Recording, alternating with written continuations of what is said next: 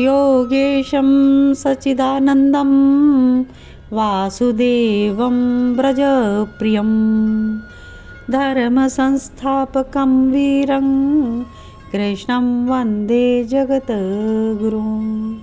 हरे कृष्णा। आप सभी का स्वागत है कृष्णा डिवोशन यूट्यूब चैनल पर। और आप सभी श्री कृष्ण चरित अमृतम अद्भुत ग्रंथ का आस्वादन कर रहे हैं। जो भक्त किसी कारणवश पिछले भाग श्रवण ना कर पाए हों तो आपको कृष्णा डिवोशन चैनल की प्लेलिस्ट में कृष्ण चरित अमृतम में यह सभी एपिसोड मिल जाएंगे। आप स्टार्ट से इसका आनंद ले सकते हैं। तो चलिए प्रवेश करते हैं आज के भाग 222 में। और हम श्रवण कर रहे हैं श्री कृष्ण और उद्धव का बहुत ही भावुक संवाद। श्री कृष्ण आपके मन की व्यथा उद्धव अपने मित्र से कह रहे हैं और उद्धव को वो ब्रज जाने के लिए कहते हैं। उद्धव को अपने ही जैसा तैयार कर देते हैं श्री कृष्ण, ताकि गोपियाँ इस उद्धव की बात को श्रवण करें। उद्धव कहते हैं कि मुझे सजा धजा कर मेरे नाथ रथ तक मुझे ले आए। वो स्वर्ण का रथ मथुरा नरेश का रथ था वो, पर श्री कृष्ण को ही दे दिया था महाराज उग्रसेन ने। इसी रथ में बैठकर वृंदावन से मथुरा आए थे श्री कृष्ण, इसलिए मुझे भी इसी रथ में भेज रहे थे। मेरा हाथ पकड़कर रथ तक ले आए और मुझे बिठाया। जाओ उद्धव, मेरे वृंदावन में जाओ। मैंने रथ में बैठे ही बैठे सिर झुकाया उन कमल नयन के चरणों में और रथ की लगाम खींच दी। चल पड़े अशव वृंदावन की ओर। और श्री कृष्ण कहते हैं, आराम से आना उद्धव, मैं मथुरा में हूँ, यहाँ की तनिक भी चिंता मत करना। तुम जब तक रहना चाहो रह लेना वृंदावन में, अपना ही घर समझना।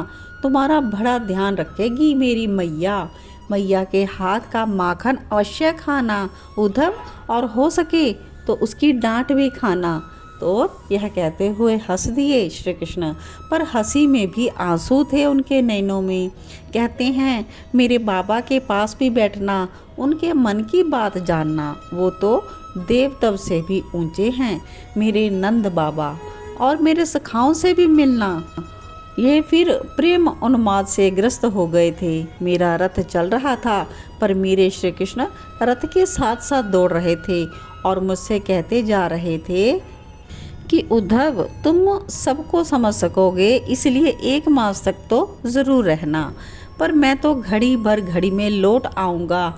मैं संध्या तक वापस आ जाऊँगा नाथ। उद्धव कहते हैं, नहीं नहीं, इतनी जल्दी भी क्या है, आज ही क्यों आना उद्धव, कुछ दिन तो बताओ मेरे वृंदावन में। मेरा वृंदावन वो जड़ नहीं चैतन्य है। वो दुखी होता है, प्रसन्न होता है, और हाँ, मेरी गोपियों से भी तुम्हें मिलना है ना। उद्धव कहते हैं, नाथ आप ऐसे ना दौड़ें, मैं रथ को रोक लेता हूँ। तो तात जैसे ही मैंने रथ को रोकने का कहा तो कहते हैं, नहीं नहीं, रोको मत, जाओ तुम। खड़े हो गए कृष्ण और मुझे बोले, जाओ उद्धव जाओ।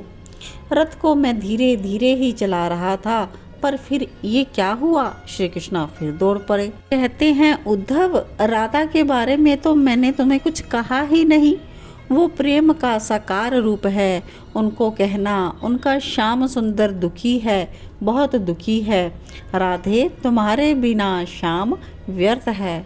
वो आगे फिर बोलने ही वाला था कि एकाएक अपने अश्रुओं को पोंछ लिया उन्होंने। नहीं उद्धव, ये सब मत बोलना, मैं दुखी हूँ ये मत बोलना, क्योंकि मेरा दुख श्री राधा से सहन नहीं होता। मैं दुखी हूँ, यह सुनकर वो और भी दुखी हो जाएंगी। नहीं उद्धव, ये मत कहना, ये कहना कि श्री कृष्ण मथुरा में प्रसन्न हैं। उद्धव, ये मत कहना कि मैं उनके वियोग में तड़प रहा हूँ, रो रहा हूँ। यह सब प्रिया मेरी से बिल्कुल मत कहना। उनका प्रेम विलक्षण है। मैं प्रसन्न हूँ मथुरा में, उन्हें ऐसा लगेगा तो वो और भी प्रसन्न होंगी। अपना सुख दुख श्री राधा का है नहीं, और वो मेरे ही सुख दुख में वो जीती हैं। ये कहते हुए गिर गए मेरे नाथ। मैंने रथ रोकना चाहा, पर उन्होंने संकेत किया, जाओ अब जाओ। मैं उन्हें देखता रहा, वो भी मुझे देखते हुए अपने सुकोमल हाथ हिलाते रहे और मैं रथ में बैठा हुआ बहुत दूर तक देखता रहा अपने नाथ को। तो आज का यह भाग यहीं पर विश्राम लेता है। तो उद्धव आज के इस भाग में जा रहे हैं वृंदावन की ओर। अब नेक्स्ट भाग में हम श्रवण करेंगे कि किस प्रकार उद्धव चिन्मय धाम वृंदावन में जाते हैं और आगे किन किन से वो मिलते हैं, क्या क्या उपदेश देते हैं।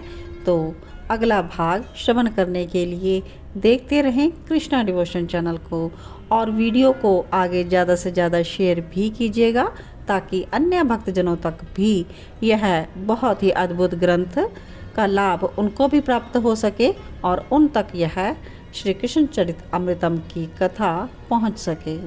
तो आप सभी को जय श्री कृष्णा, जय श्री राधे।